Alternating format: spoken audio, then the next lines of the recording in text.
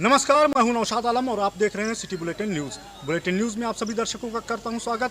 खबरों का दौर शुरू करने से पहले आइए डालते एक नजर आज की खास खबरों पर। रामनगरी अयोध्या में राम जन्मभूमि बाबरी मस्जिद केस में सुप्रीम कोर्ट द्वारा दिए गए ऐतिहासिक फैसले के 1 साल पूरे हो जाएंगे 9 नवंबर को।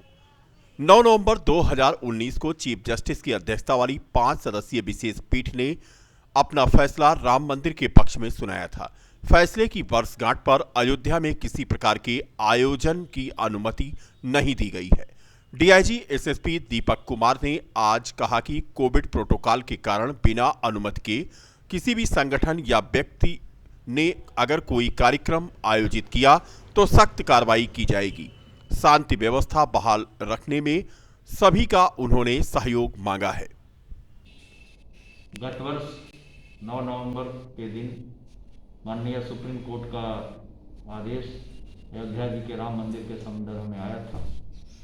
उस आदेश का 1 साल अब पूरा होने जा रहा है। इस क्रम में कुछ फ्रिंज एलिमेंट समाज के जो कि इस बात को कह रहे हैं कि 9 तारीख को किसी प्रकार का कोई कार्यक्रम करने वाले हैं, तो मैं स्पष्ट रूप से कह देना चाहता हूं कि कोविड के प्रोटोकॉल को देखते हुए बिना परमिशन यदि किसी प्रकार का कोई कार्यक्रम अयोध्या जी में किया जाता है तो ऐसे तत्वों के खिलाफ सख्त से सख्त पुलिस के द्वारा कार्रवाई की जाएगी।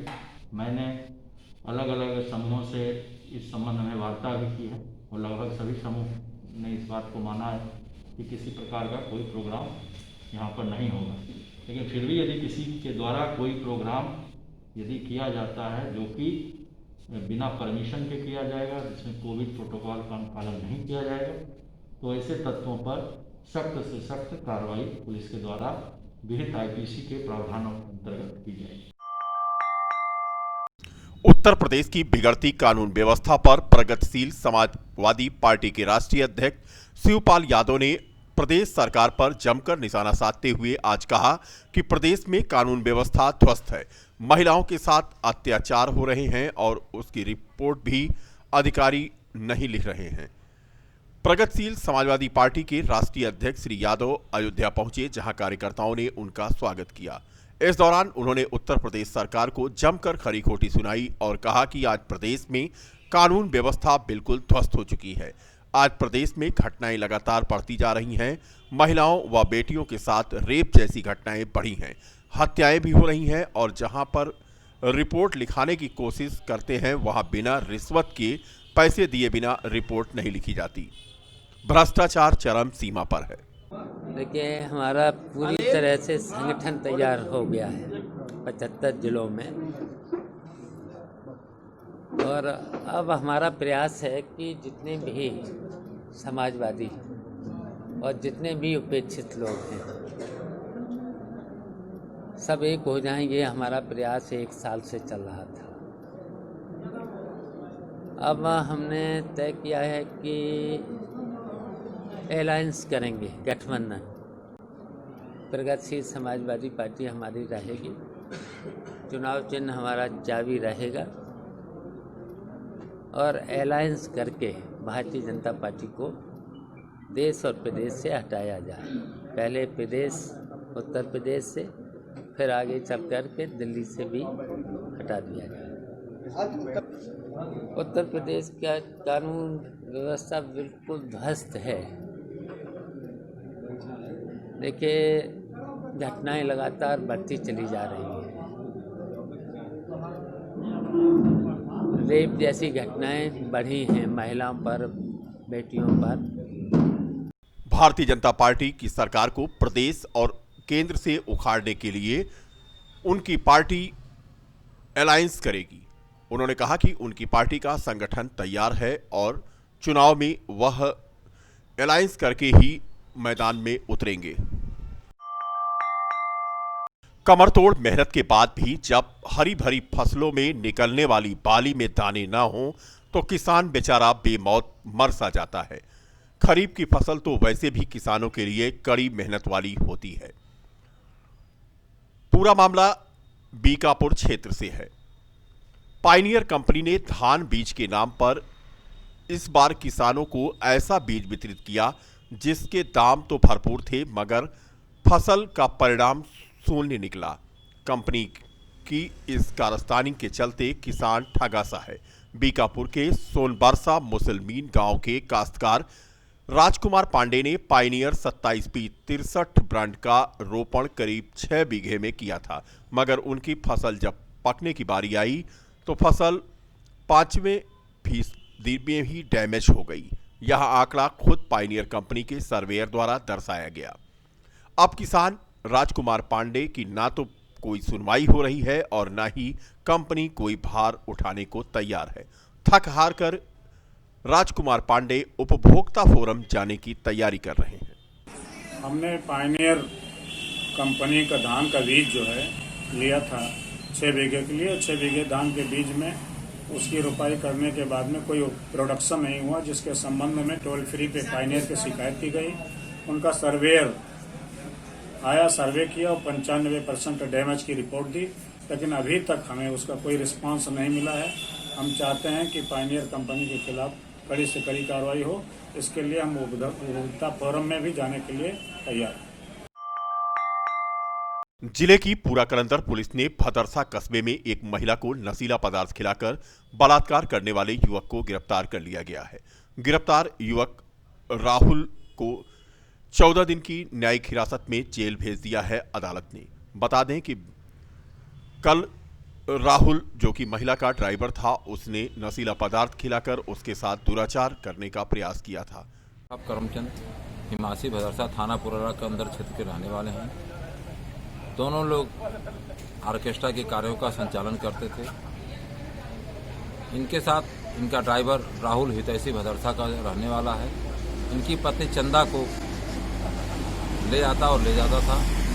दिनांक 22/10/2020 को ड्राइवर राहुल द्वारा चंदा के साथ दुष्कर्म करने का प्रयास किया गया।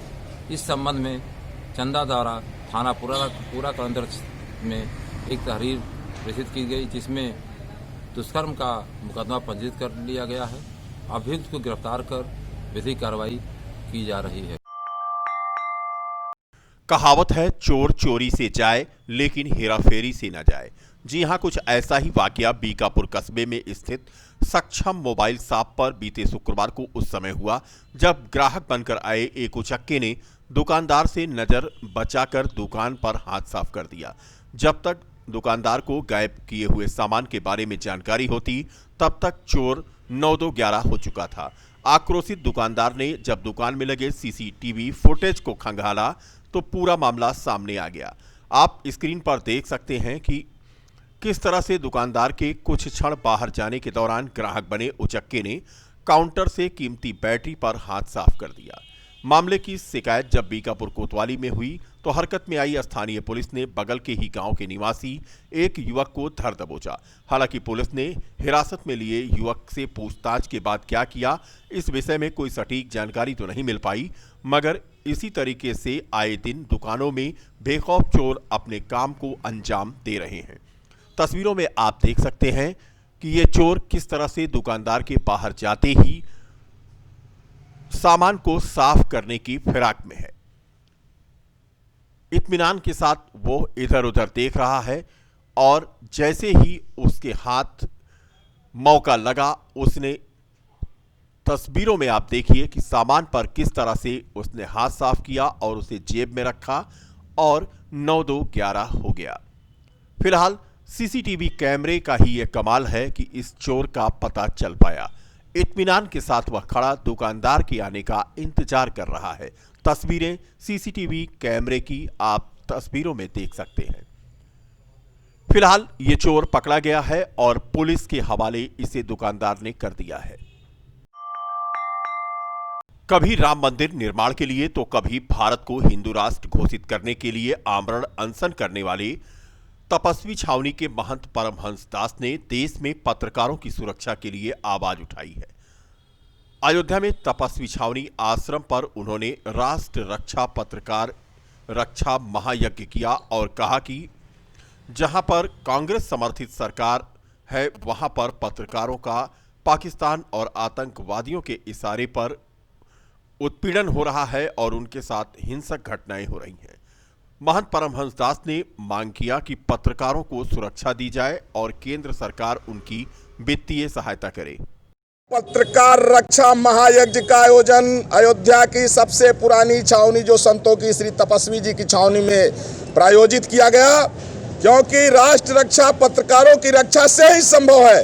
पत्रकारों के सम्मान से ही राष्ट्र का गौरव बढ़ता है और पत्रकारों की अभिव्यक्ति की आज़ादी पर जिस तरह से इस समय ग्रहण लग रहा है, जहां पर जैसे महाराष्ट्र है, राजस्थान है, पश्चिम बंगाल है, जहां पर सत्ता विरोधी पार्टियों की सत्ता है, वहां पत्रकार निरंतर जो है अपमानित किए जा रहे हैं, प्रताड़ित किए जा रहे हैं।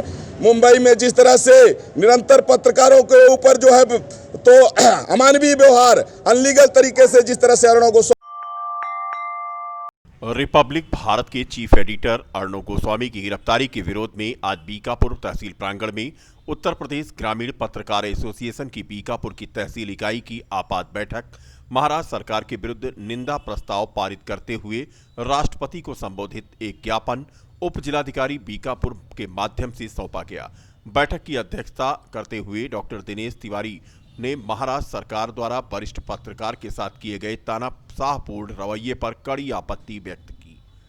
वहीं एसोसिएशन के महामंत्री पत्रकार अरुण मिश्रा ने इसे लोकतंत्र पर कुठाराघात करार दिया। जेल गए पत्रकार की रिहाई की तत्काल मांग की गई। बैठक में पत्रकार अरुण मिश्रा के अलावा पुष्पेंद्र मिश्रा, राघवेंद्र मिश्रा, गुलशन सिद्दीकी, राहुल जायसवाल, अरुण प्रताप सिंह, मनोज यादव आदि मौजूद रहे। मिलते हैं एक छोटे से ब्रेक के बाद।